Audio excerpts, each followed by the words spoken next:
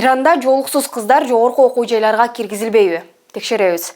Социалдык тармактарда Иранда жолук салынбаган кыздар жогорку окуу жайларында окуй албай тургандыктары боюнча маалыматтар тарады.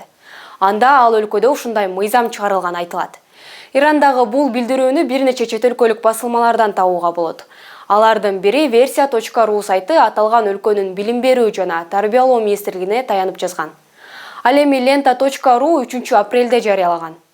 Анда студенттик милдеттерин кайдыгер калтырбаган, ошондой эле арулуктуу жана хиджаб кийүү эрежелерин сактаган студенттерге рахмат деп айтылат.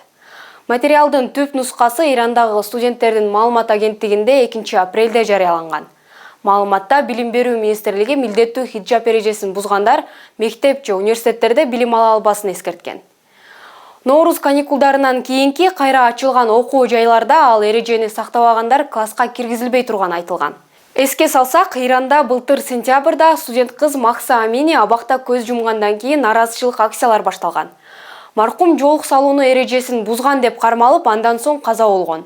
Акцияларда миңдеген киши камалып, айрымдары катаал жазага өкүм кылынган. Кээ бирлери өлүм жазасына тартылган. Укук коргоочулар акцияларда жалпысынан 500дөн ашуун киши набыт болгонун айтып келишет. Бул окуяларда аялдар жана кыздар хиджабтарын чечип ыргытып, чачтарын кырккан. Бийлик наразычылыкты күч менен баскан.